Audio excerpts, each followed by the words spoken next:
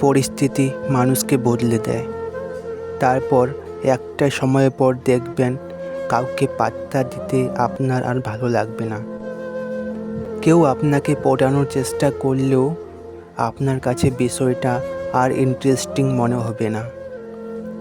মাঝে মাঝে এই ব্যাপারটা আপনার কাছে আরও বিরক্তকর মনে হবে। কেউ আপনাকে ছেড়ে চলে যেতে চাইলেও আপনি তাকে ধরে রাখতে চাইবেন না। চাওয়া আর পাওয়া এই গোলমেল হিসেবে আপনি বড্ড হাঁপিয়ে উঠবেন।